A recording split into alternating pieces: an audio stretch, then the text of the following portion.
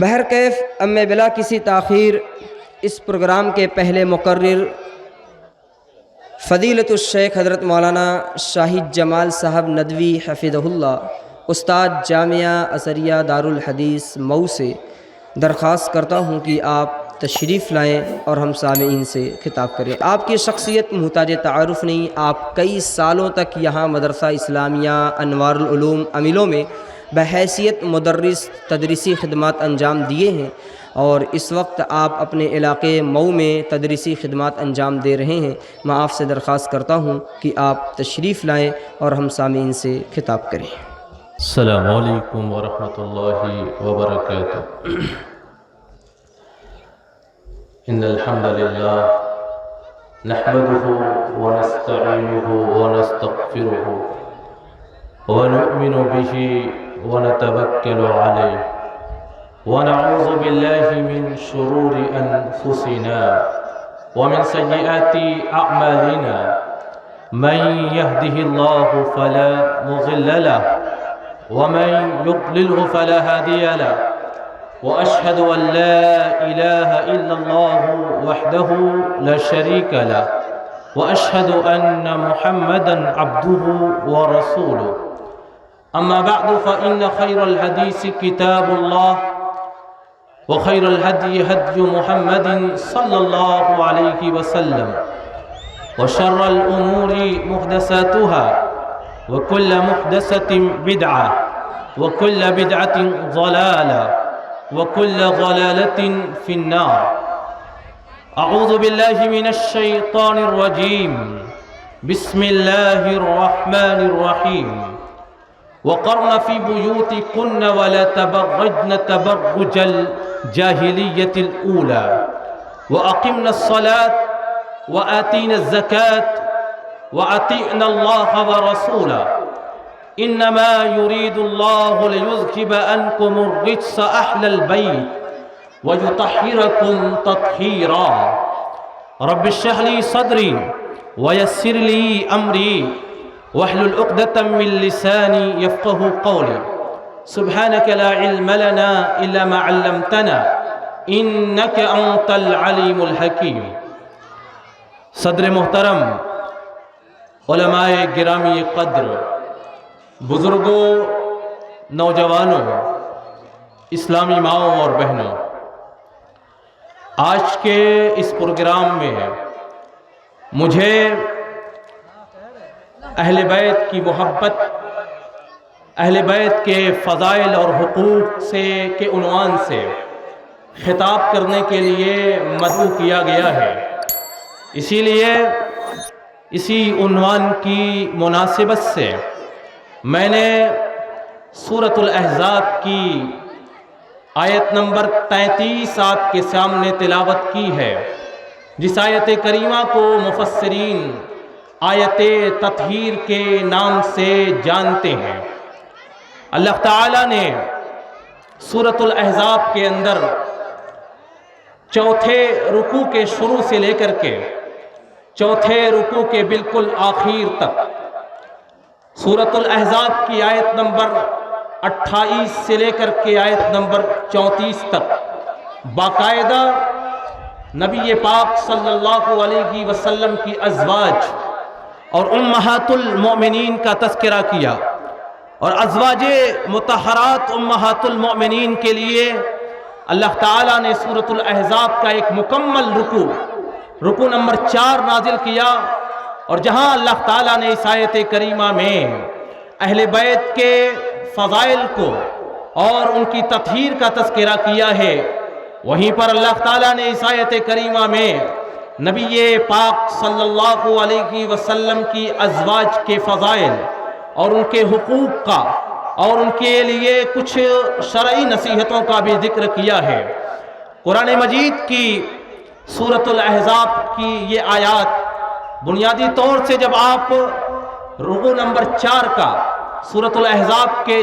چوتھے رکوع کا مطالعہ کریں گے تو اللہ تعالیٰ نے سب سے پہلے سورۃ الاحزاب کی آیت نمبر 33 سے پہلے آیت نمبر 28 میں آیت تخیر کا تذکرہ کیا ہے۔ اس وقت جب کہ خیبر فتح ہوا نبی پاک صلی اللہ علیہ وسلم اور آپ کے اصحاب نے خیبر کے یہودیوں سے معاہدہ کیا کہ خیبر کی زمین کے اوپر جو کچھ بھی پیداوار ہوگی اس کا نصف حصہ تمہیں مزدوری اور معاوضے کے طور پر ملے گا اور اس کا آدھا حصہ مسلمانوں کا ہوگا، لأن الارض للہ ولرسولہ، کیونکہ خیبر کی زمین کو مسلمانوں نے فتح کر لیا ہے، یہ زمین اللہ اور اس کے رسول کی ہو چکی ہے، اس زمین سے جو پیداوار ہوگی اس پیداوار کا آدھا حصہ اہل یہودیوں کو، اہل خیبر کو معاوضے کے طور پر ملے گا اور آدھا حصہ مسلمانوں کو اللہ اس کے رسول کے حصے میں آئے گا۔ جب خیبر سے پیداوار آتی تھی رسول پاک صلی اللہ علیہ وسلم اس پیداوار کو مسلمانوں کے درمیان، انصار اور مہاجرین کے درمیان تقسیم کر دیا کرتے تھے۔ چنانچہ خیبر سے آنے والی اس پیداوار کی وجہ سے اور مسلمانوں کے جنگ سے حاصل ہونے والے مال غنیمت کی وجہ سے مسلمانوں کے اندر مال اور دولت کی فراوانی ہوئی، زندگیاں آسانی کے ساتھ گزرنے لگیں۔ اسی درمیان جب نبی پاک صلی اللہ علیہ وسلم کی ازواج نے یہ دیکھا کہ انصار اور مہاجرین کے افراد اور ان کی بیویاں بڑی آشائش کی، آرام کی زندگیاں گزار رہی ہیں، لیکن رسول پاک صلی اللہ علیہ وسلم کی ازواج اور آپ کے گھروں میں فاقے پڑ رہے ہیں، مہینوں تک آپ کے گھر میں چولہے نہیں جلتے۔ چنانچہ ایسے حالات کو دیکھ کر کے نبی پاک صلی اللہ علیہ وسلم کی ازواج نے اللہ کے رسول صلی اللہ علیہ وسلم سے یہ گزارش کی کہ ہمارے نان اور نفقے میں زیادہ ہمارے لیے نان اور نفقے کو زیادہ کر دیا جائے، ہمارے خرچ کے اندر اضافہ کر دیا جائے، ہمیں بھی ہماری ضرورت کے مطابق خرچ دیا جائے۔ رسول اللہ صلی اللہ علیہ وسلم نے اپنی ازواج کے، اپنی بیویوں کے اس مطالبے کو آپ نے رد کر دیا۔ چنانچہ جب ازواج نے، آپ کی بیویوں نے بار بار مطالبہ کیا، اللہ تعالیٰ نے قرآن مجید کے اندر سورۃ الاحزاب کا پورا رکوع نازل کیا اور سورۃ الاحزاب کے پہلے چوتھے رکوع کے شروع میں آیت نمبر 28 آیت تخیر نازل کی۔ اللہ تعالیٰ ارشاد فرماتا ہے، یا ایھا النبی قل لازواجک ان کنت تردن الحیاۃ الدنیا وزینتها فتعالین امتعکن واسرحکن سراحا جمیلا۔ اے نبی صلی اللہ علیہ وسلم، آپ اپنی بیویوں سے کہہ دیجئے، اگر تم دنیا اور دنیا کی زینت چاہتی ہو، تم دنیا اور دنیا کی زندگی کے عیش و آرام کا مطالبہ کرتی ہو، فتعالین، تو آؤ، امتعکن، میں دنیا کے مال و متاع کو تمہارے قدموں میں لا کر کے ڈال دوں گا،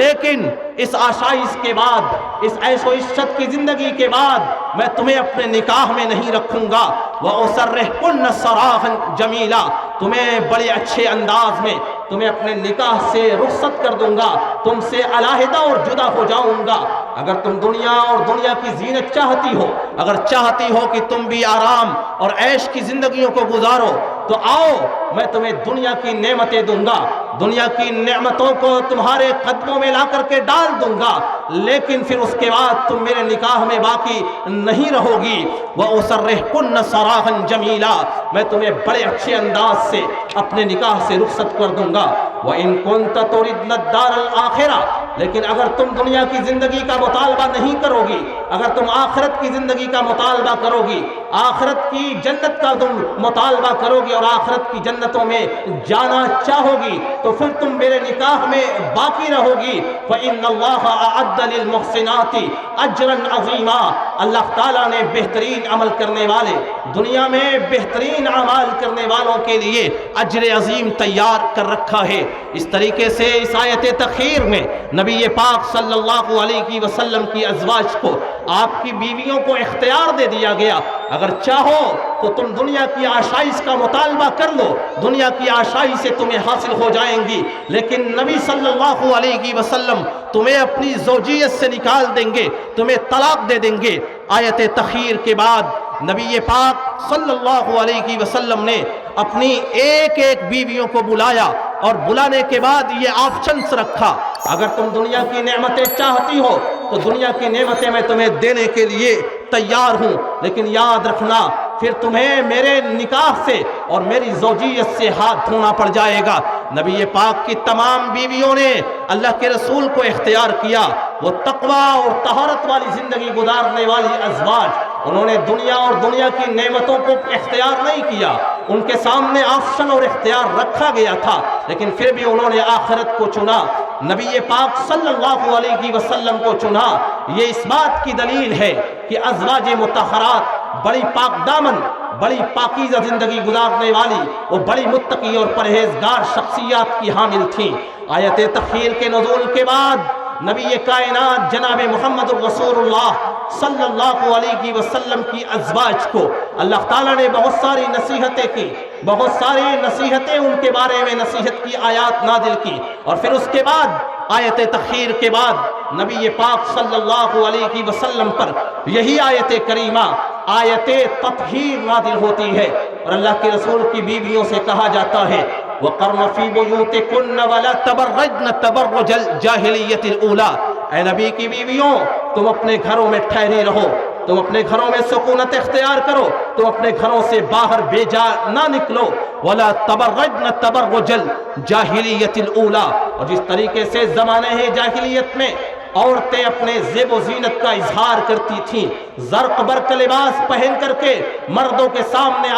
آتی اور جاتی تھیں، جس طریقے سے زمانے جاہلیت میں عورتیں مردوں کے سامنے اپنے زیب و زینت کا اظہار کرتی تھیں، وَلَا تَبَرَّجْنَ تَبَرُّجَ الْجَاهِلِيَّةِ الْأُولَىٰ۔ زمانے جاہلیت کی عورتوں کی طریقے سے تم لوگ اپنے زیب و زینت کا اظہار نہ کرنا۔ پھر اس کے بعد نبی کی بیویوں سے کہا جا رہا ہے وَأَقِمْنَ الصَّلَاةَ، اے نبی کی بیویاں تم نماز کو قائم کرو، وَآتِينَ الزَّكَاةَ، تم اپنے مالوں سے زکوٰۃ نکالا کرو، وَأَطِعْنَ اللَّهَ وَرَسُولَهُ، تم اللہ اور اس کے رسول کی اطاعت، ان کی تابعداری اور فرما برداری کرو۔ انما یرید اللہ، اللہ تعالیٰ چاہتا ہے لیذھب عنکم الرجس اہل البیت، اے نبی کی بیویوں اللہ تعالیٰ چاہتا ہے کہ تم سے ساری آلودگیوں کو تم سے دور کر دے، لیذھب عنکم الرجس اہل البیت، اللہ تعالیٰ کا ارادہ یہ ہے کہ نبی کے اہل بیت سے ہر قسم کی آلودگی کو دور کر دے،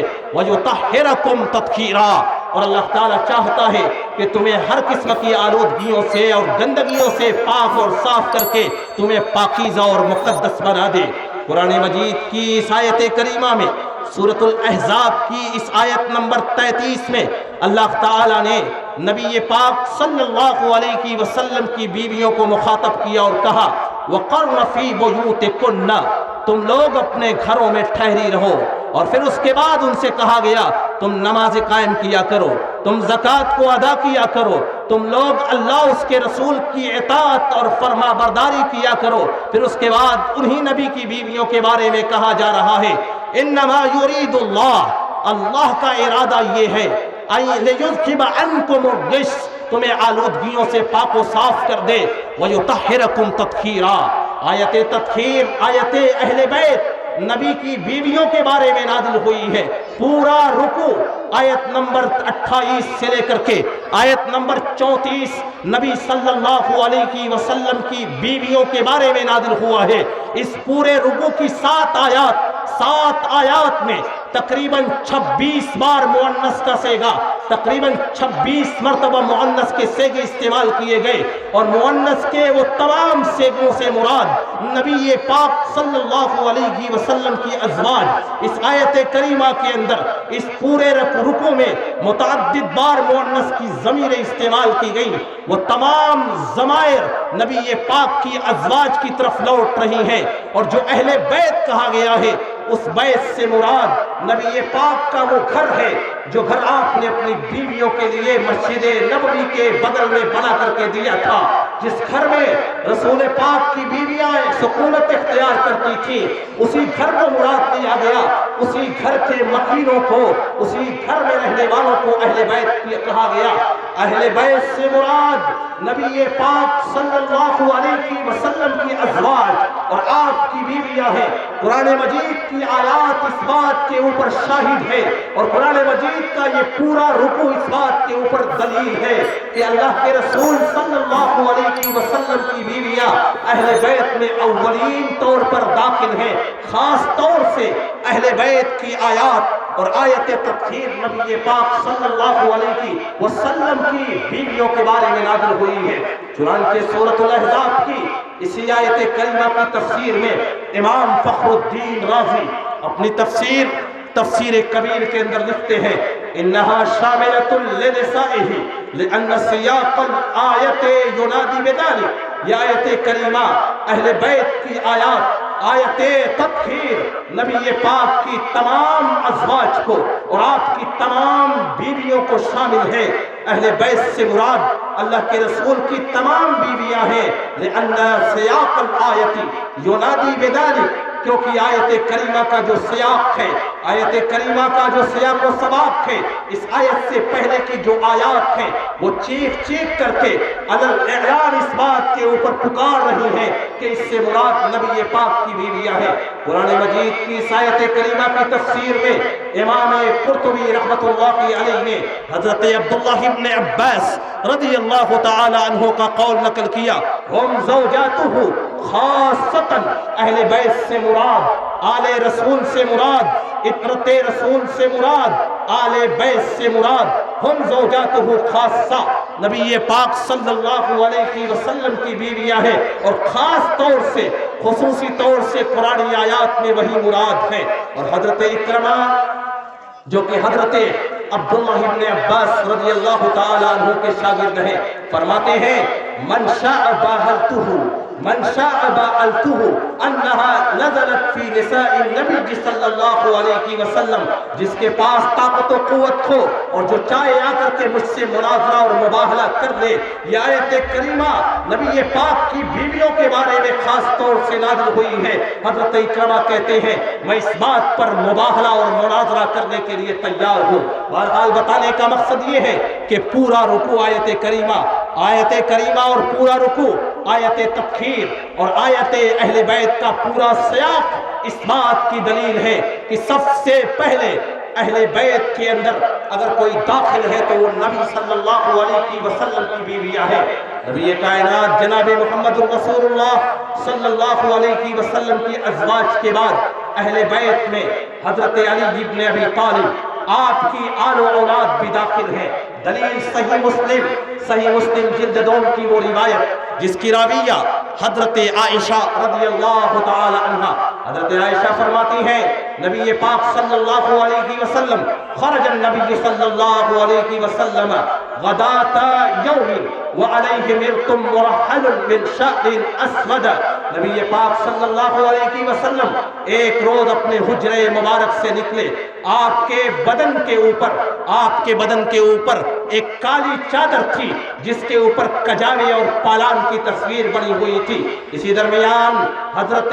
حسین اور حسن آتے ہیں، آپ نے ان کو اپنی چادر میں داخل کر دیا۔ حضرت فاطمہ رضی اللہ تعالی عنہا آتی ہیں، آپ نے ان کو اس کالی چادر کے اندر داخل کر دیا۔ حضرت علی ابن ابی طالب آتے ہیں، آپ نے ان کو اپنی چادر میں داخل کر دیا، اور حضرت علی ابن ابی طالب، حضرت فاطمہ رضی اللہ تعالی عنہا، حضرت حسن و حسین کو اپنی چادر مبارک میں داخل کرنے کے بعد آپ نے قرآن مجید کی یہ آیت کریمہ تلاوت کی، انما یرید اللہ لیذھب عنکم الرجس اہل البیت ویطہرکم تطہیرا۔ اور آپ نے قرآن مجید کی آیت کریمہ تلاوت فرما کر کے یہ بتا دیا کہ میرے بیت میں، میرے اہل بیت میں جس طریقے سے میری بیویاں داخل ہیں اسی طریقے سے میرے اہل بیت میں حضرت علی ابن ابی طالب، حضرت فاطمہ رضی اللہ تعالی عنہ، حضرت علی ابن ابی طالب اور حضرت فاطمہ کے دونوں بیٹے بلکہ تمام اولادیں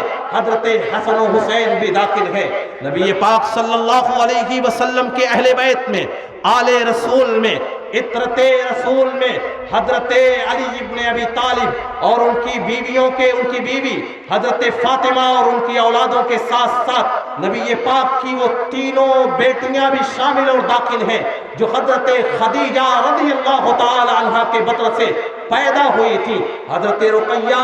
हजरत उम्मे कुलसूम, हजरत ज़ैनब रज़ियल्लाहु ताला अन्हुन्ना अजमईन, ये तमाम औलादे नबी की तमाम बेटियां आले रसूल के अंदर और अहले बैत में शामिल हैं। चूंकि आयत तत्हीर के नुज़ूल के वक्त जब ये आयत करीमा आयत अहले बैत नाज़िल हुई थी सन 8 और सन 9 हिजरी के अंदर, उस वक्त हजरत रुकैया, हजरत उम्मे कुलसूम और हजरत ज़ैनब का इंतकाल हो चुका था, वो दुनिया से रुखसत हो चुकी थी। जिस तरीके से आयत अहले बैत के अंदर हजरत फातिमा रज़ियल्लाहु ताला अन्हा दाखिल है, उसी तरीके से सैयदा ज़ैनब, सैयदा उम्मे कुलसूम और सैयदा फातिमा के साथ साथ हजरत उम्मे कुलसूम और रुकैया भी दाखिल हैं और उनकी औलादें हजरत अली इब्ने अबील आस, हजरत अब्दुल्लाह इब्ने उस्मान, हजरत उमामा बिन्त अबुल आस भी आयत अहले बैत के अंदर और अहले बैत इतरत रसूल में दाखिल और शामिल हैं। इसी तरीके से अहले बैत के अंदर हजरत अली इब्ने अबी तालिब के साथ साथ हजरत अली के तमाम भाई भी दाखिल और शामिल हैं। चुनांचे उठाइए सही मुस्लिम जिल्द दोम की वो रिवायत जिसे हदीस गदीर खुम कहा जाता है। हदीस के रावी हजरत ज़ैद इब्न अरकम रज़ियल्लाहु ताला अन्हु, ज़ैद इब्न अरकम फरमाते हैं नबी पाक सल्लल्लाहु अलैहि वसल्लम जब हज्जतुल वदा से वापस आ रहे थे, हज अदा करने के बाद आप मक्कतुल मुकर्रमा से मदीनतुल मुनव्वरा जा रहे थे। मदीने के रास्ते में एक मकाम गदीर खुम पर एक चश्मे के पास, जिसे दुनिया गदीर खुम के नाम से जानती है, उस चश्मे के पास आपने क़याम किया और क़याम करने के बाद आपने सहाबे किराम को बड़ा बलीग खुतबा दिया था और आपने इरशाद फरमाया था कि मेरे सहाबा, मेरे साथियों, मेरी जिंदगी का आखिरी वक्त करीब आने वाला है, मेरी मौत का वक्त बिल्कुल करीब आने वाला है। यूशिकु अन यातिया रसूल रब्बी फउजीब, उम्मीद है अन करीब बहुत जल्द मलकुल मौत मेरे पास हाजिर होगा। रब की जानिब से फरिश्ता, रूह को निकालने वाला फरिश्ता मेरे पास आएगा। फउजीब, और मैं मौत के फरिश्ते की दावत पर लब्बैक कहते हुए मैं दुनिया से रुखसत हो जाऊंगा, लेकिन दुनिया से रुखसत होने के बाद मैं तुम्हें तने तनहा नहीं छोड़ता। वअना तारिकुन फीकुम सकलैन, मैं तुम्हारे दरमियान दो अजीम शान चीजें छोड़ करके जा रहा हूँ, दो अजीम शान और मुहतम शान, दो भारी भरकम चीजें छोड़ करके जा रहा हूँ। अव्वलुहुमा किताबुल्लाह, पहली चीज अल्लाह की किताब है, मैं तुम्हारे दरमियान अल्लाह की किताब को छोड़ करके जा रहा हूँ, लिहाजा अल्लाह की किताब को तुम लोग मजबूती के साथ थामे रहना। और मैं तुम्हारे दरमियान अपने अहले बैत को छोड़ करके जा रहा हूँ, वो अहले बैती, मैं तुम्हारे दरमियान छोड़ करके जा रहा हूँ, वो काबिल इत्तिबा अफराद अहले बैत को छोड़ करके जा रहा हूँ। उज़क्किरुकुमुल्लाहु फी अहले बैती, मैं तुम्हें अल्लाह का वास्ता देता हूँ अहले बैत के बारे में, अहले बैत के बारे में तुम्हें अल्लाह का वास्ता देकर के ये बात तुम्हें याद दिलाता हूँ कि मेरे अहले बैत पर जुल्म न करना, उनके साथ हुस्ने सलूक करना, उनके हुकूक और उनके फजाइल का ख्याल रखना। उज़क्किरुकुमुल्लाह फी अहले बैती, आपने 3 बार अहले बैत का नाम लिया और अहले बैत का तज़किरा किया, कहा अहले बैत के हुकूक को, उनके फजाइल को, उनके मनाकिब को, उनके मसालिब को और उनके हुकूक को याद रखना और उनके साथ कभी भी उनके साथ जुल्म और ज्यादती न करना। फिर उसके बाद इस हदीस को जब बयान करने के बाद हजरत ज़ैद इब्न अरकम खामोश हुए तो हजरत हुसैन इब्न सबरा मशहूर ताबई, उन्होंने अपने उस्ताद ज़ैद इब्न अरकम से पूछा मन अहले बैतिही, अल्लाह के रसूल के अहले बैत कौन है? अलैसा निसाउहु मिन अहले बैती, क्या रसूल पाक सल्लल्लाहु अलैहि वसल्लम की बीवियां अहले बैत में दाखिल नहीं है? हजरत ज़ैद इब्न अरकम ने कहा निसाउहु मिन अहले बैती, अल्लाह के रसूल की बीवियां अहले बैत में आले रसूल में दाखिल है। वलाकिन अहले बैतिही मन हुरिम सदका, लेकिन आपके अहले बैत इतरत रसूल और आले रसूल वो हैं जिनके लिए सदका लेना, जिनके लिए ज़कात का माल खाना हराम है, جن کے لیے صدقے کا مال لینا اور زکوٰۃ کا مال لینا حرام ہے۔ پھر اس کے بعد حضرت زید بن ارقم نے کہا وَهُمْ آلُ عَلِيٍّ، حضرت علی کی اولادوں کے لیے زکوٰۃ کا مال لینا حرام، وَآلُ عقیل، عقیل کی اولادوں کے لیے زکوٰۃ کا مال لینا حرام، وَآلُ جعفر، جعفر کی اولادوں کے لیے زکوٰۃ کا مال لینا حرام، وَآلُ عباس، حضرت عباس کی اولادوں کے لیے زکوٰۃ کا مال لینا حرام۔ یہ وہ افراد ہیں جن کے اوپر زکوٰۃ حرام ہے۔ یہ سارے افراد اہل بیت میں داخل ہیں۔ نبی پاک صلی اللہ علیہ وسلم کے یہ آل ہیں، یہ آپ کے قریبی رشتہ دار ہیں، یہ آپ کے اہل بیت ہیں۔ اہل بیت میں جہاں حضرت علی کے بھائی، حضرت علی کے نسب سے سارے افراد داخل ہیں، وہیں پر اہل بیت میں نبی پاک صلی اللہ علیہ وسلم کے پردادا حضرت ہاشم کے والد گرامی، حضرت ہاشم کے والد گرامی عبد مناف کی چار اولادوں میں سے دو اولاد اہل بیت میں داخل ہیں۔ حضرت عبد مناف کے چار بیٹے ہاشم، نوفل، عبد شمس اور عبد المطلب، ان چاروں اولادوں میں سے صرف بنو ہاشم اور بنو المطلب اہل بیت میں داخل ہیں۔ اس کی وجہ کیا ہے؟ اٹھائیے صحیح بخاری جلد 2 کی یہ روایت اور حدیث کے راوی حضرت جبیر بن مطعم رضی اللہ تعالی عنہ، جبیر بن مطعم فرماتے ہیں نبی پاک صلی اللہ علیہ وسلم کے پاس جب خیبر کا مال خمس آتا ہے، آپ اس میں سے بنو ہاشم کے افراد کو آپ مال خمس میں سے ذوی القربہ کے طور پر مال دیتے ہیں، اپنے قرابت داروں کو مال دیتے ہیں۔ آپ مطلب کی اولادوں اور مطلب کی نسل کے افرادوں کو مال خمس میں سے عطا کرتے ہیں، لیکن بنو نوفل اور بنو عبد شمس کو چھوڑ دیتے ہیں۔ چنانچہ بنو نوفل سے حضرت جبیر بن مطعم النوفلی، حضرت عثمان، اور بنو شمس سے حضرت عثمان ابن عفان نبی پاک صلی اللہ علیہ وسلم کے پاس آتے ہیں۔ حدیث کے راوی جبیر بن مطعم فرماتے ہیں کہ میں اور عثمان ابن عفان نبی پاک صلی اللہ علیہ وسلم کے دربار میں حاضر ہوئے، اور حاضر ہونے کے بعد کہا اللہ کے رسول صلی اللہ علیہ وسلم، خیبر سے جو مال خمس آتا ہے اس مال خمس میں سے 5واں حصہ آپ کے اہل قربا کا ہوتا ہے، آپ کے رشتہ داروں کا ہوتا ہے۔ آپ عبد مناف کی اولادوں میں سے بنو ہاشم کے تمام افراد کو اس مال میں سے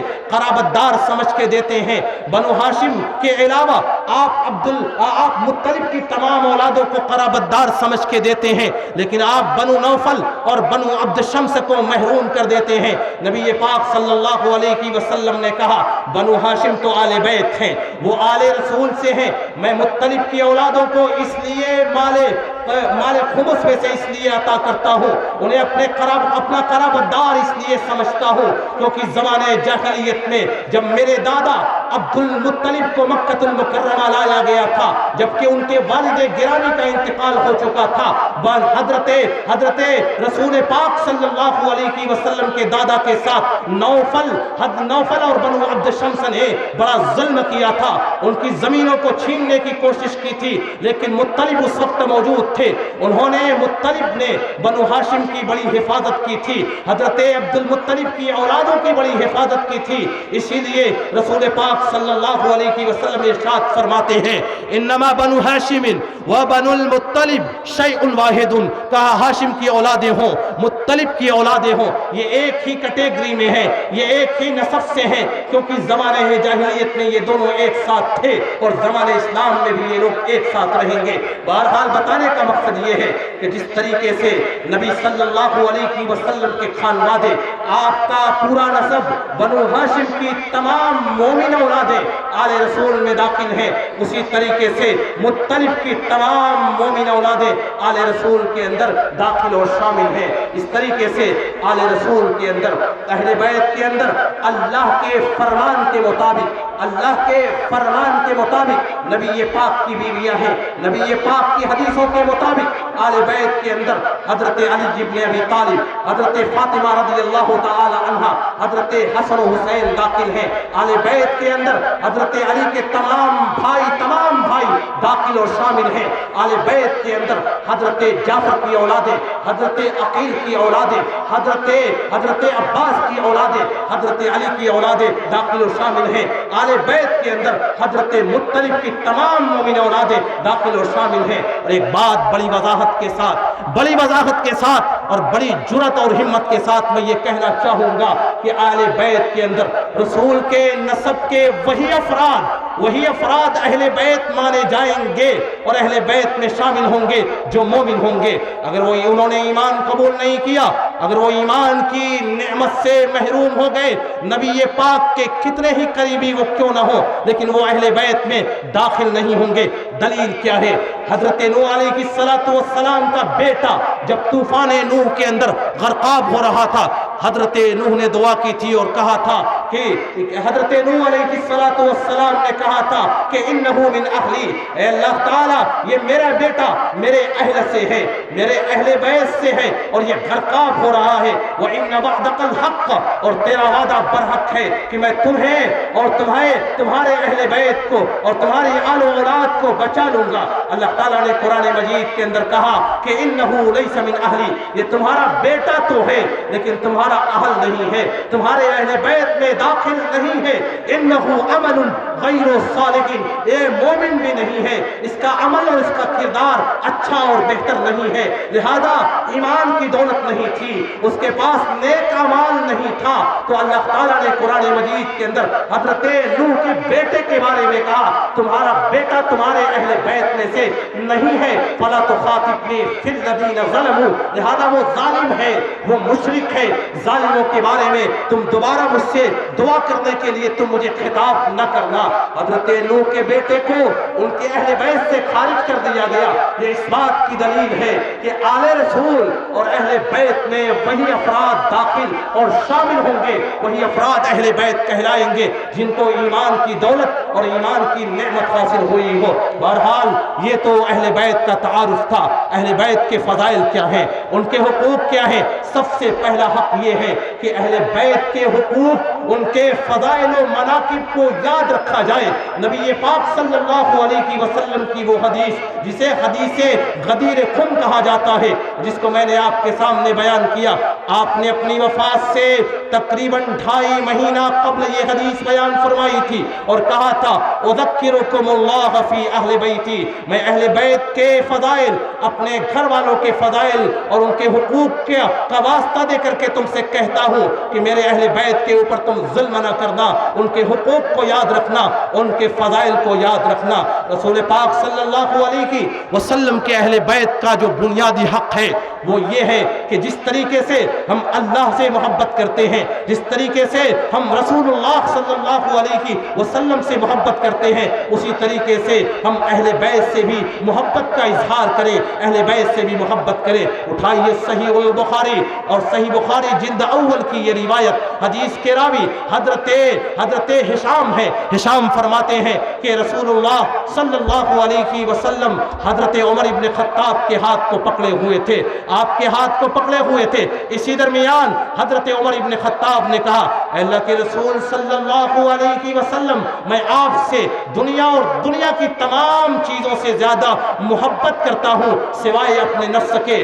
نفس کے مقابلے میں کسی چیز کو اپنے نفس کے اوپر مقدم نہیں رکھتا، لیکن دنیا اور دنیا کی تمام چیزوں سے زیادہ سوائے اپنے نفس کے میں آپ سے محبت کرتا ہوں۔ رسول اللہ صلی اللہ علیہ وسلم نے ارشاد فرمایا ابھی بھی تم کامل مومن نہیں ہو، ابھی بھی تمہارا ایمان مکمل نہیں ہے۔ لا یؤمن احدکم حتی اکون احب الیہ من والدہ وولدہ والناس اجمعین، تم میں سے کوئی شخص مومن نہیں ہو سکتا جب تک کہ وہ مجھ سے اپنے اولادوں، اپنے والد، اپنے والدین اور دنیا اور جہان کی تمام چیزوں سے زیادہ مجھ سے محبت نہ کرنے لگے، تب تک وہ کامل مومن نہیں ہو سکتا۔ حضرت عمر ابن خطاب رضی اللہ تعالیٰ عنہ نے کہا اللہ کے رسول صلی اللہ علیہ وسلم اب میں آپ سے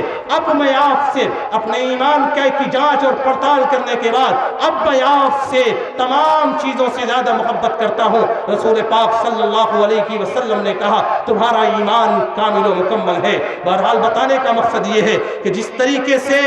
ایمان کی علامت یہ ہے، ایمان کی نشانی یہ ہے کہ بندہ رسول اللہ صلی اللہ علیہ وسلم سے محبت کرے، اسی طریقے سے ایمان کی علامت اور ایمان بالرسالہ کا یہ بنیادی حق ہے کہ اہل بیت سے بھی محبت کیا جائے، اہل بیت سے محبت کا اظہار کیا جائے۔ اور اللہ کے فضل و کرم سے ہم وہ لوگ ہیں جو اہل بیت سے محبت بھی کرتے ہیں اور اپنی نمازوں میں، اپنی فرض نمازوں میں، اپنی سنت نمازوں میں دن میں تقریباً 2 درجن سے زیادہ اہل بیت سے اپنی محبت کا اظہار کرتے ہوئے ان پر درود اور رحمت کی دعائیں کرتے ہیں۔ اپنی نمازوں میں تشہد میں یہ دعا پڑھتے ہیں، اللہم صلی علی محمد وعلی آل محمد، اے اللہ تعالیٰ تو اپنی رحمتیں نازل فرما، اپنا درود نازل فرما، اپنی سلامتیاں نازل فرما، اپنی برکتیں نازل فرما محمد صلی اللہ علیہ وسلم پر اور آل محمد پر۔ نبی پاک صلی اللہ علیہ وسلم کے اہل بیت کا بنیادی حق یہی ہے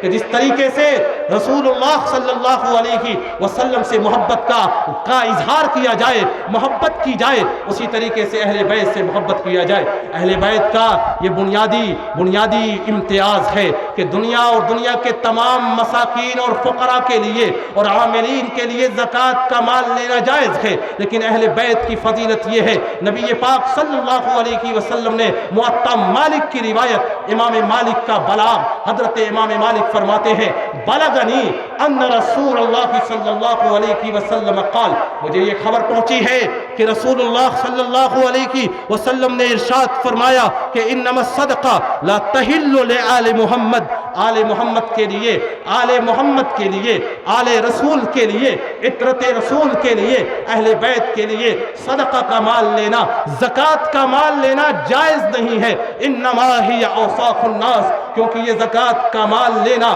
اور کھانا لوگوں کی گندگی ہوا کرتا ہے، یہ لوگوں کی گندگی ہے، یہ ان کے مال کی غلاظت ہوا کرتی ہے، یہ لوگوں کے نفوس کی غلاظت ہوا کرتی ہے۔ اللہ تعالیٰ نے قرآن مجید کے اندر زکوٰۃ کے بارے میں کہا تھا اور کہا خذ من اموالہم صدقۃ تطہرہم وتزکیہم بہا، ان کے مال سے آپ صدقہ لیجئے اور صدقہ اور زکوٰۃ دے کر کے ان کے نفوس کو بھی پاک و صاف کیجئے اور ان کے مالوں کو بھی پاک و صاف کیجئے۔ تو زکوٰۃ مالوں کو اور نفسوں کو بخالت و کمینگی سے پاک و صاف کرنے کے لیے دیا جاتا ہے، یہ مالوں کی گندگیاں ہوا کرتی ہیں۔ رسول پاک فرماتے ہیں انما ہی اوساخ الناس وانہا لا تحل لآل محمد، یہ لوگوں کی غلاظتیں ہوا کرتی ہیں، آل محمد کے لیے زکوٰۃ کا مال لینا جائز نہیں ہے، وہ کتنے ہی غریب ہو جائے، مسکین ہو جائے، مجبور ہو جائے، لیکن پھر بھی ان کے لیے صدقے کا مال لینا جائز نہیں ہوگا۔ ایک بار صحیح البخاری کی روایت، ایک بار حضرت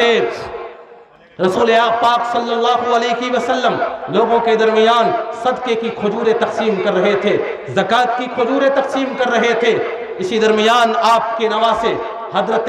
حسن رضی اللہ تعالی عنہ آتے ہیں اور آنے کے بعد آپ کی گود میں بیٹھ جاتے ہیں اور بیٹھنے کے بعد ان کھجوروں کو ہاتھوں میں لیا، اور بچے کی وہ عادت ہوا کرتی ہے کہ جب وہ کوئی چیز ہاتھ میں لیتا ہے اسے منہ میں ڈال لیتا ہے۔ حضرت حسن نے کھجور کو اٹھایا اور اٹھانے کے بعد اسے منہ میں ڈال لیا۔ اسی درمیان رسول اللہ صلی اللہ علیہ وسلم کی نگاہ مبارک حضرت حسن کے اس کام پر پڑتی ہے، آپ نے ان کے منہ میں اپنی انگلی ڈالی اور کہا قخن قخن، اس کو اپنے منہ سے نکالو اور تھوک دو، اور انگلی ڈالی اور انگلی ڈال کر کے آپ نے زکوٰۃ کی اس کھجور کو بھی نکال لیا اور اس کے ساتھ جو لعاب تھا اس کو بھی نکال لیا، اور نکالنے کے بعد اپنے بیٹے سے، اپنے نواسے سے کہا اما شعرت ان الصدقۃ لا تحل لنا، کیا تمہیں یہ نہیں معلوم ہے کہ ہم وہ مقدس لوگ ہیں، ہم آل بیت سے ہیں، ہم آل رسول سے ہیں، ہمارے لیے صدقے کا مال لینا، ہمارے لیے زکوٰۃ کا مال لینا جائز اور درست نہیں ہے۔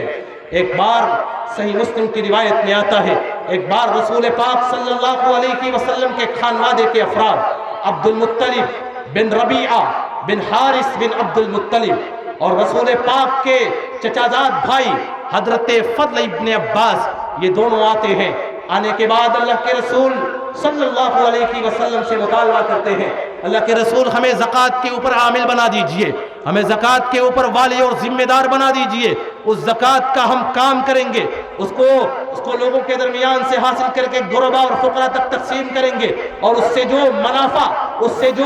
مزدوری حاصل ہوگی والعاملین علیہا کے قبیل سے ہوگی کہ زکوٰۃ کا جو مال اکٹھا کرتا ہے اور اسے تقسیم کرتا ہے، اس کے لیے زکوٰۃ کا کچھ مال لینا اپنی مزدوری کے بقدر جائز ہوتا ہے۔ ہم زکوٰۃ کا یہ کام کریں گے، مزدوری کے طور پر جو ہمیں مال ملے گا ہم اس مال سے اپنی شادیاں کریں گے۔ رسول پاک نے اس موقع سے اپنے خانوادے کے ان افراد سے کہا تھا، حضرت مطلب ابن ربیعہ ابن حارث سے کہا، فضل ابن عباس نے کہا، کیا تمہیں نہیں معلوم ہے انما الصدقہ ہی اوساخ الناس، یہ زکوٰۃ لوگوں کے مالوں کی گندگیاں ہوا کرتی ہیں، وَإِنَّهَا لَتَحِلُّ لَنَا، زکوٰۃ اہل بیت کے لیے، اہل بیت کے لیے ہمارے لیے جائز نہیں ہے۔ پھر اس کے بعد آپ نے مال خمس میں سے قرابت داروں کا جو حصہ ہوتا ہے، قرابت داروں کا وہ حصہ انہیں دیا اور ان کی شادیاں کرائی۔ بہرحال بتانے کا مقصد ہے کہ آل بیت اور آل رسول کا یہ مرتبہ ہے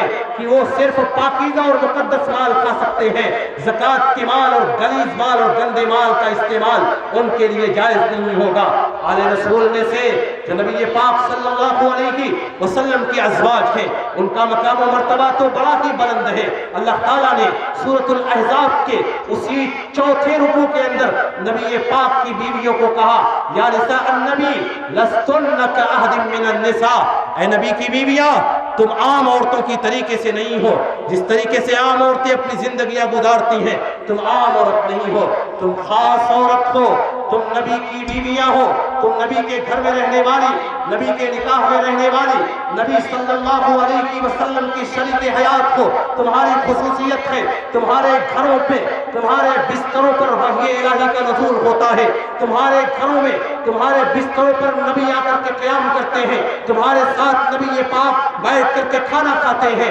تمہاری زوجیت میں نبی پاک صلی اللہ علیہ وسلم ہے، تم خاص عورت ہو، تم عام عورت نہیں ہو، تمہاری خصوصیت، تمہارے امتیاز کا، تمہارے فضل و کمال کا عالم یہ ہے کہ اللہ تعالیٰ نے ازواج النبی کی تقدیس کو دیکھتے ہوئے ارشاد فرما دیا، وَأَزْوَاجُهُ أُمَّهَاتُهُمْ، نبی کی بیویاں تمام مومنوں کی مائیں ہیں۔ نبی کی جو بیویاں ہیں، جو ازواج مطہرات ہیں، وہ تمام مومنوں کی مائیں ہیں۔ اب کسی بھی بیوی کے لیے نبی کے بعد یہ جائز نہیں ہے کہ وہ مسلمانوں میں سے کسی فرد سے شادی کر لے، نبی کی بیوی تمام مومنوں کی مائیں ہیں۔ جو شخص نبی پاک صلی اللہ علیہ وسلم کی بیویوں کو اپنی ماں مانتا ہے وہی سچا اور پکا مومن ہے۔ یہی ایمان کی علامت ہے کہ سچا اور پکا اور حقیقی مومن وہی ہے جو نبی پاک صلی اللہ علیہ وسلم کی ازواج کو اپنی ماں مانتا ہے،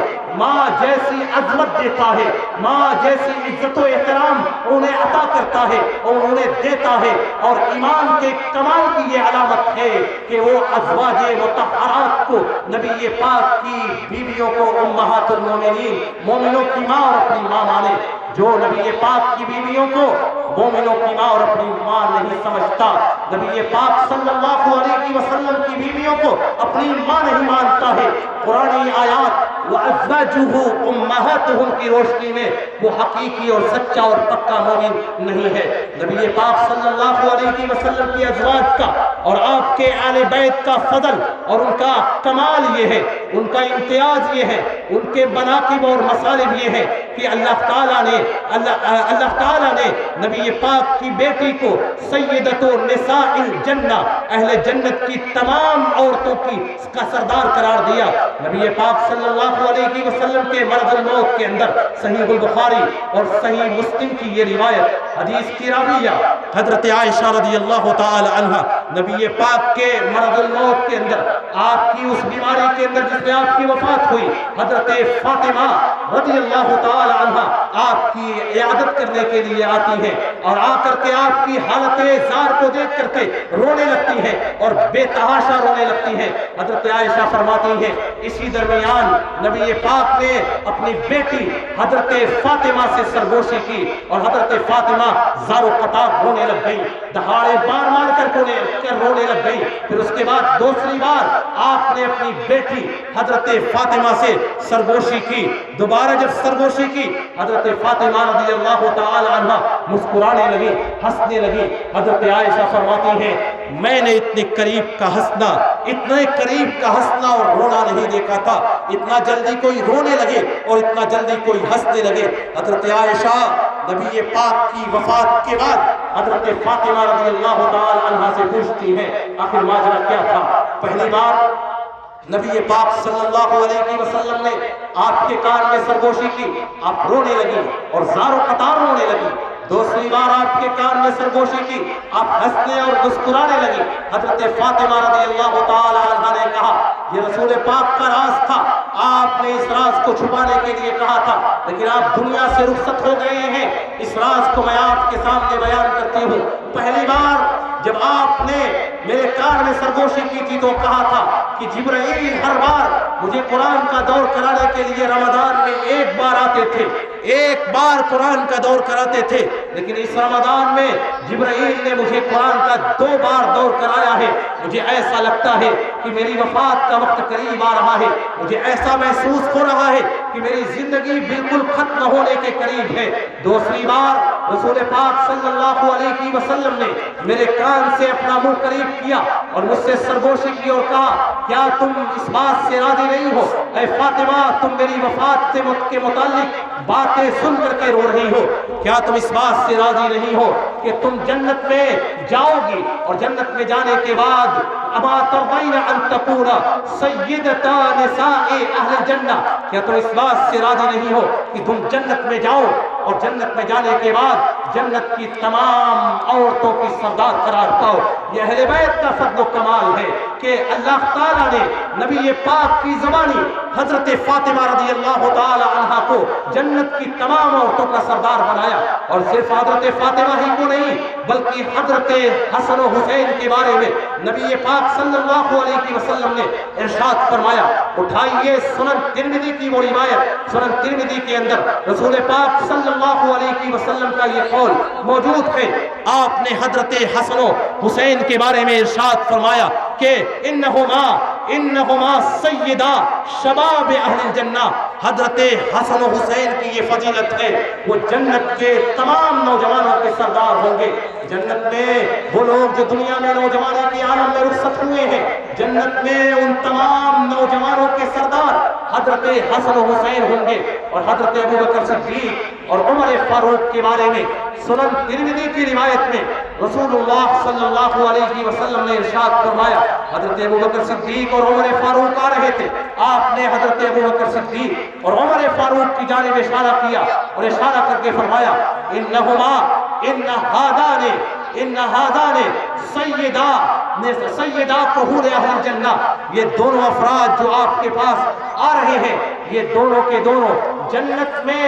جو لوگ بڑھاپے کے عالم میں دنیا سے رخصت ہوں گے اور جنت میں داخل ہو کر کے گرچہ وہ جوان بنائے جائیں گے، انہما سیدات حور اہل الجنہ، یہ جنت کے بزرگوں کے سردار ہوں گے۔ ایک طرف جہاں حضرت حسن و حسین کے بارے میں کہا کہ جنت کے نوجوانوں کے سردار ہوں گے، دوسری طرف آپ نے حضرت ابوبکر صدیق اور عمر فاروق کے بارے میں کہا کہ یہ دونوں جنت کے بزرگوں کے سردار ہوں گے۔ بہرحال اہل بیت کے فضل و کمال اور ان کے مناقب اور مصالح احادیث کی کتابوں میں بہت زیادہ ہے، تفصیل کا وہ وقت نہیں ہے، لیکن ایک آخری بات، ایک آخری فضل و کمال میں بیان کر کے اپنی بات کو ختم کروں گا۔ اہل بیت کا سب سے امتیازی فضل و کمال یہ ہے کہ اسی اہل بیت سے رسول اللہ صلی اللہ علیہ وسلم جہاں اسلام کے ابتدائی دور میں اسلام اور توحید کو پھیلانے کے لیے مکہ المکرمہ میں آپ کو بھیجا گیا اور آپ نے جاہلیت کے تمام کاموں کے اوپر روک لگا کر کے جاہلیت کی تمام ظالمانہ رسم و رواج کو ختم کر کے آپ نے پورے جزیرۃ العرب کے اندر جہاں توحید کا بول بالا کیا تھا، وہیں پر آل بیت سے، آپ کے اہل بیت سے آخری دور میں، آخری زمانے کے اندر جبکہ ظلم و جور کا غلبہ ہوگا، جبکہ ظلم و جور پورے عالم پر چھا چکا ہوگا، اس آخری دور میں آپ کے اہل بیت سے ایک فرد اٹھے گا جسے دنیا امام مہدی کے نام سے جانتی ہے۔ اٹھائیے सुनन तिरमिजी की वो रिवायत, हदीस के रावी हजरत अनस इब्न मालिक रज़ियल्लाहु ताला अन्हु, अनस इब्न मालिक फरमाते हैं रसूलुल्लाह सल्लल्लाहु अलैहि वसल्लम ने इरशाद फरमाया, ला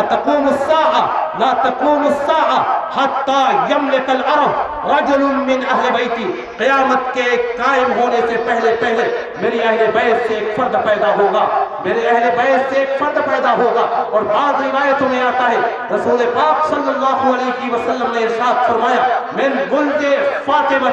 हजरत फातिमा की नस्ल से वो होगा, हजरत हसन की औलाद से वो होगा, और वो अहले बैत में से वो फर्द होगा। यमलिकुल अरब, वो अरब की इस पूरी सरजमीन का मालिक हो जाएगा। युवाती इस्मुहु इस्मी, उसका नाम मेरे नाम जैसे होगा, उसका नाम वही होगा जो मेरा नाम है। रसूल पाक ने कहा, मेरे अहले बैत से आखिर जमाने में मेरा हम नाम वो शख्स पैदा होगा जो पूरी दुनिया के अंदर अदलो जुल्म और जौर को अदलो इंसाफ से बदल देगा। सुनन अबी दाऊद की रिवायत में रसूलुल्लाह सल्लल्लाहु अलैहि वसल्लम ने इरशाद फरमाया, मेरे अहले बैत से वो शख्स होगा, उसका नाम मेरे नाम जैसे होगा, उसका नाम मेरे नाम के मुशाबे, और उसके वालिद का नाम मेरे वालिद के नाम के मुशाबे, यानी उनका नाम मोहम्मद होगा, उनके वालिद गिरामी का नाम अब्दुल्ला होगा। वो मेरे अहले बैत से होंगे। यमलअ दुनिया अदलन, दुनिया को अदल इंसाफ से भर देंगे। कमा मुलिअत जौरन व जुल्मा, जैसे दुनिया उस जमाने में, उस आखिर दौर में पूरी दुनिया के अंदर जुल्म और बर्बरियत फैली होगी, पूरी दुनिया के अंदर अदल और इंसाफ का गला घोट दिया जाएगा। ऐसे जमाने में वो पैदा होंगे, और पैदा होने के बाद वो पूरी दुनिया के अंदर अदल और इंसाफ बर्पा करेंगे। और फिर सुनन अबी दाऊद की रिवायत में आता है, वो ऐसे दौर में पैदा होंगे जिस वक्त शाम की सरजमीन के ऊपर खिलाफत इस्लामिया कायम हो चुकी होगी, और एक खलीफा के इंतकाल के बाद जब पूरे खिलाफत इस्लामिया में इंतशार पैदा हो जाएगा, तीन लोग खिलाफत के दावेदार पैदा होंगे। उसी जमाने में इमाम महदी का, मोहम्मद इब्न अब्दुल्ला अल कुरशी का ज़ुहूर होगा। मक्कतुल मुकर्रमा के अंदर खाना-ए काबा के पास, हजर अस्वद के पास उनके हाथ पर बैत की जाएगी, और जब उनको खलीफा बनाया जाएगा, उनकी खिलाफत के दौर में पूरी दुनिया के अंदर अदल और इंसाफ फैल जाएगा। और उसी अहले बैत के फर्द के दौर में दज्जाल इस सरजमीन पर, दज्जाल का फितना इस सरजमीन के ऊपर पैदा होगा, और इमाम महदी और हजरत ईसा आखिर दौर में दोनों मिलकर के दज्जाल और उसके पूरे लश्कर से कत्लो क़िताल करेंगे, और दज्जाल को और उसके पूरे लश्कर को कत्ल कर दिया जाएगा। बहरहाल वो शख्स, वो इमाम महदी अहले बैत से पैदा होंगे। और बदनसीबी की बात यह है कि जहां खत्म नबूवत पर डाके डाले गए, वहीं पर अकीदे महदियत पर भी डाके डाले गए। हिंदुस्तान की सरजमीन से शकील इब्न हनीफ नाम का, बिहार की सरजमीन से पैदा होने वाला ये शख्स 2002 के अंदर खड़ा होता है और महदियत का भी दावा करता है। महदवियत के दावे के साथ साथ वो ईसा होने का भी दावा करता है। और बड़े अफसोस की बात यह है कि लोग जिहालत और नादानी में उसकी इत्तिबा और पैरवी करने लग गए और उसके पैरोकार बन गए। हालांकि ये बात बिल्कुल बदी ही है कि जो शख्स महदी होने का भी दावा करे, जो शख्स हजरत ईसा होने का दावा करे, हालांकि हजरत महदी अलग शख्सियत है, हजरत ईसा अलग शख्सियत है। इमाम महदी का ज़ुहूर अभी नहीं हुआ, वो पैदा नहीं हुए। नबी ये पाक फरमाते हैं वो आखिर दौर में पैदा होंगे। हजरत ईसा अलैहिस्सलातु वस्सलाम का वजूद दुनिया में हुआ, उन्होंने दावत व तबलीग की, अपने रिसालत के हुकूक को अदा किया, फिर अल्लाह ताला ने उनको आसमान पर उठा लिया। वो आसमान पर जिंदा और सलामत मौजूद हैं। आखिर जमाने में दज्जाल के दौर में जब दज्जाल का फितना पूरी जमीन पर फैल चुका होगा, हजरत ईसा अलैहिस्सलातु वस्सलाम का नुज़ूल दिमश्क की सरजमीन के ऊपर, दिमश्क की मस्जिद जामे उमवी के मनारे के پاس ہوگا اور پھر حضرت عیسیٰ اور امام مہدی دونوں مل کر کے دجال سے قتال کریں گے۔ اس شخص نے یہ دعویٰ کیا کہ میں مہدی بھی ہوں اور میں حضرت عیسیٰ علیہ السلام بھی ہوں، اور یہ بات بالکل ایک عقل و خرد رکھنے والے شخص کے لیے بالکل واضح ہو جاتی ہے کہ مہدی اور عیسیٰ الگ الگ شخصیت ہے، ایک ہی شخص مہدی اور عیسیٰ کیسے ہو سکتا ہے؟ یہ آدمی، اس کا نام تو شکیل ابن حنیف ہے، حالانکہ نبی پاک فرماتے ہیں امام مہدی جو آخری دور میں ظاہر ہوں گے ان کا نام میرے نام کے مشابہ ہوگا، ان کا نام محمد ہوگا، ان کے والد گرامی کا نام عبداللہ ہوگا۔ ان کے دور کے اندر پوری زمین کے اوپر ظلم اور عدل و انصاف کا گلا گھونٹ دیا جائے گا، لیکن پھر جب وہ ظاہر ہوں گے اور زمین کے اوپر جب انہیں ان کا غلبہ ہوگا، جب ان کی خلافت قائم ہوگی، ان کے ہاتھ پر بیعت ہوگی، زمین کے اوپر، پوری زمین کے اوپر خوشحالی پیدا ہو جائے گی۔ بعض روایات میں نبی پاک صلی اللہ علیہ وسلم ارشاد فرماتے ہیں جانور اور درندے، بھیڑ اور بکریاں ایک گھاٹ پر پانی پئیں گے، اس قدر عدل و انصاف امام مہدی کے دور میں پیدا ہو جائے گا۔ بہرحال بتانے کا مقصد یہ ہے کہ اہل بیت کا کہ فضائل یہ ہے کہ اسی اہل بیت سے آخر زمانے میں عطرت رسول سے اور آل رسول سے ایک شخص پیدا ہوگا، جبکہ دنیا کے اندر مسلمانوں کے ساتھ، مومنوں کے ساتھ ظلم ہو رہا ہوگا، وہ آئیں گے، ان کی خلافت اس سرزمین پر قائم ہوگی، وہ ظلم اور جور کو چھاڑ دیں گے اور پوری دنیا کے اندر عدل اور انصاف کا دوبارہ دبدبا اور غلغلہ ہوگا۔ بہرحال یہ تھے اہل بیت کے فضائل، اہل بیت کے تعارف سے متعلق چند الفاظ اور جملے جو میں نے آپ کے سامنے بیان کیا۔ آخر میں اللہ تعالیٰ سے دعا ہے کہ الہ العالمین تو ہمیں اہل بیت کے فضائل، ان کے حقوق کو سمجھنے کی اور اہل بیت سے محبت کرنے کی، ان کے طریقے پر چلنے کی توفیق عنایت فرما۔ رب العالمین جب تک تو ہمیں زندہ رکھ، اسلام کے اوپر زندہ رکھ، جب ہمارا خاتمہ ہو، خاتمہ بالخیر ہو، آمین۔ وآخر دعوانا ان الحمد للہ رب العالمین، والسلام علیکم ورحمۃ اللہ وبرکاتہ۔